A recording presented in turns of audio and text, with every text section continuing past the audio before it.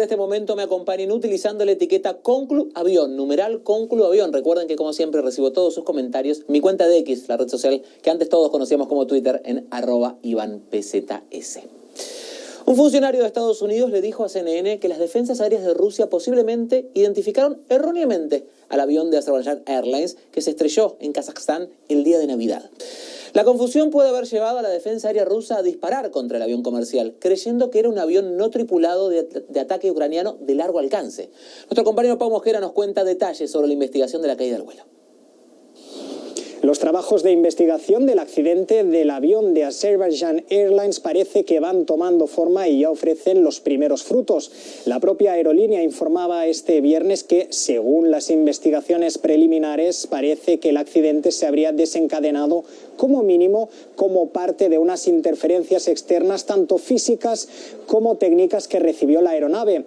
Unos detalles que contrastan con las informaciones que hemos ido recabando a lo largo de las últimas horas. Recordemos, este jueves un funcionario estadounidense señalaba a CNN que la aeronave habría sido derribada por parte de un sistema antiaéreo ruso, mientras que este viernes el jefe de la Agencia Federal de Transporte Aéreo de Rusia señalaba que este incidente se habría desencadenado como resultado de algunos drones ucranianos que estarían operando en la zona de la República Rusa de Chechenia, donde pretendía aterrizar este avión, así como de la niebla. Esta misma persona añadía que se le habría ofrecido al piloto algunas opciones para aterrizar en otros aeropuertos, pero que él habría optado finalmente por ir al aeropuerto de Aktau, en el suroeste de Kazajstán. Son muchas las dudas que quedan todavía por resolver, y de ahí que sea importante que este jueves encontrasen una segunda caja negra en los aledaños del área donde tuvo lugar ese accidente. Ahora bien, el contenido no se podrá descifrar hasta al menos dentro de 2 semanas, según señaló este viernes el viceprimer ministro Azeri. En cualquier caso, los investigadores ya asumen que lo que puedan hallar en su interior será clave para poder entender qué ocurrió exactamente.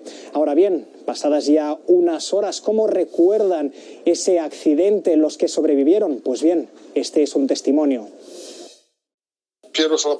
Cuando ocurrió el primer estallido, miré a mi alrededor, evalué rápidamente la situación y pensé que el avión iba a desintegrarse. Pasaron unos segundos más, pero no se desintegró. Pasó otro minuto, ni siquiera un minuto, unos segundos más, pero no se desintegró. Pensé que debía empezar a rezar.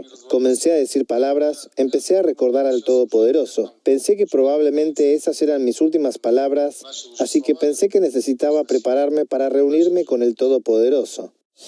Importante destacar que para esclarecer todo lo ocurrido, las autoridades de Azerbaiyán abrieron una comisión de investigación en la que también participan representantes rusos y kazacos. Ahora bien, en lo que respecta a los trabajos forenses, tan solo se podrá dedicar la administración local azerí. No podrán participar, señalan los representantes de las agencias secretas rusa y kazaca. Además, también desde este viernes se habrían incorporado representantes de Embraer, la compañía fabricante de esa aeronave.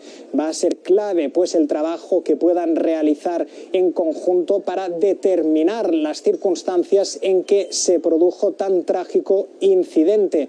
Además, la aerolínea señaló este viernes que van a suspender, al menos de forma temporal, las conexiones con 7 aeropuertos localizados en el suroeste de Rusia, aunque mantendrán los vuelos a otras grandes ciudades como son Moscú y San Petersburgo, y añadían que también ofrecerán compensaciones a aquellos que iban en ese vuelo, concretamente alrededor de $11.800 para los heridos que sobrevivieron y $23.500 para las familias de las víctimas mortales. Para CNN, Pau Mosquera, Barcelona, España.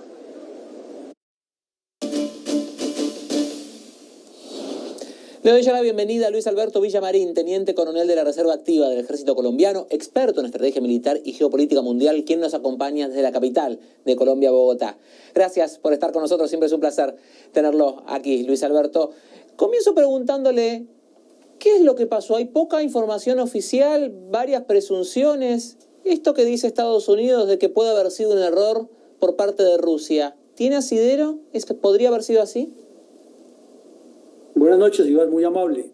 Claro que tiene asidero porque es que aquí hay una similitud con el hecho ocurrido en el año 2014, en el cual fuerzas, en ese caso prorrusas, en este caso fuerzas rusas, derribaron una aeronave, no por error, porque es que es una cantidad de información y desinformación, que unos pájaros, que la neblina, que se le avisó, que no se le avisó, que sí le bloquearon las comunicaciones, que no se las bloquearon, que el aeropuerto estaba cerrado, que había otras posibilidades, porque en síntesis no quedó nada claro.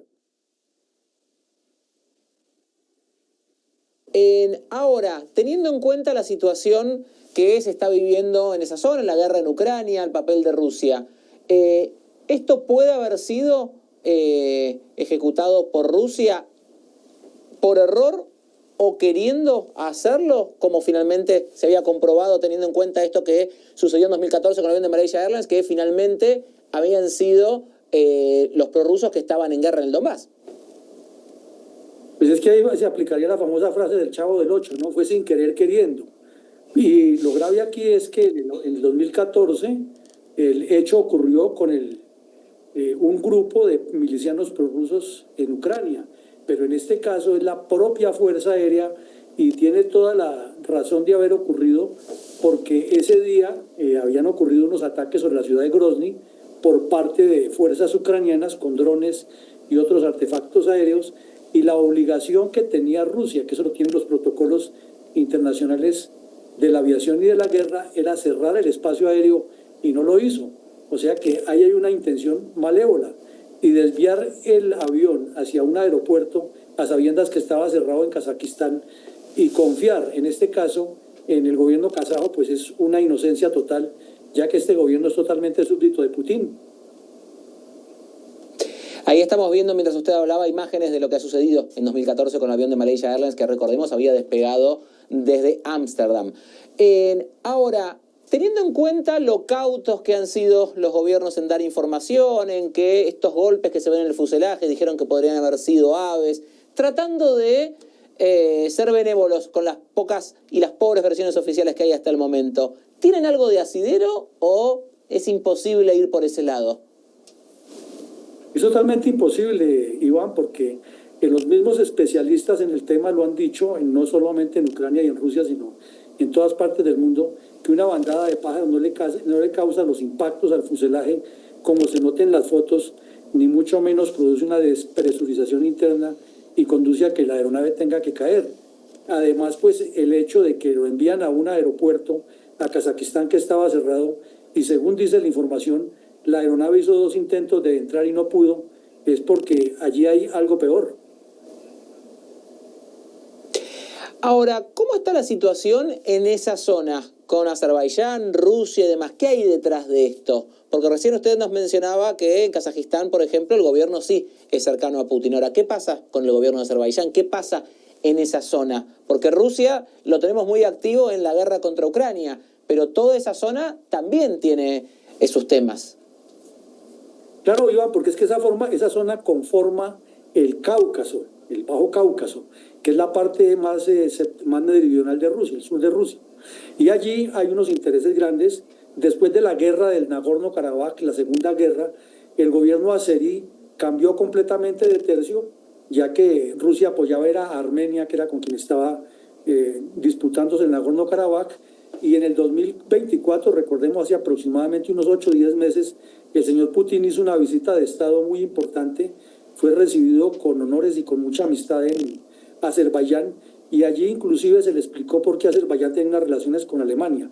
Pero además es que en esa zona hay muchos recursos minerales, petróleo e hidrocarburos, y hay una posición geoestratégica fundamental que inclusive está intermedia con Irán. Irán es el próximo más importante de Rusia, entonces tiene un valor estratégico muy grande esa zona. Teniendo en cuenta esto que usted nos está diciendo, entonces, ¿cómo tenemos que leer esto que ha pasado con el avión? ¿Dónde ubicamos esto? ¿En un error? ¿En una advertencia? ¿En una situación de tensión y donde ha ocurrido un error? ¿Cómo ubicamos el incidente del avión, la muerte de esta cantidad de gentes con todo esto que usted nos está comentando? Pues parecería ser, Iván, que es un error humano y que detrás del error humano habrá una complicidad del gobierno azerí y del gobierno kazajo para ocultar la realidad por complicidad con Rusia, ya que los dos gobernantes han dicho claramente que no se puede especular y que no se vayan a adelantar a los hechos hasta que no se hagan las investigaciones. Pero lo grave, como lo informaba ahora Pau Mosquera, es que las cajas las van a revisar los azeríes, y los kazajos y los rusos están ahí encima, o sea que no va a haber ninguna claridad, y lo más seguro es que termine como todos los secretos oscuros del Kremlin a lo largo de su historia. Quería preguntarle por último justamente, ¿le ha llamado la atención cómo ha cubierto la prensa rusa, cómo se ha hablado en Rusia de este tema? Porque también en Rusia ha sido muy escueta la información que se ha dado. Pues en Rusia lo que pasa es que la RT publica lo que le ordenan desde el Kremlin. Esos son dictados, es una prensa elaborada. Pero los blogueros rusos que quieren demostrar que Rusia está ganando la guerra han sacado más adelante otros temas como asegurar que hubo un error humano y que sí fue derribado. Entonces, la información como se está manejando en Rusia es de acuerdo con la conveniencia que tiene cada quien, pero tiene un hilo conductor desde el Kremlin, porque todos sabemos que el que opine algo en contra en Rusia termina en la cárcel y en las peores condiciones. Bueno, veremos qué es lo que sucede, esperaremos también a ver las explicaciones oficiales, a ver si dan algo más de certidumbre. Luis Alberto Villamarín, gracias por haber estado con nosotros, como siempre es un placer, súper claro el teniente coronel de la Reserva Activa del Ejército Colombiano, también experto en estrategia militar y geopolítica mundial. Él nos acompañó desde la capital de Colombia, desde Bogotá. Gracias por haber estado con nosotros. Muchas gracias a usted, Iván, muy amable. Por favor. Hacemos una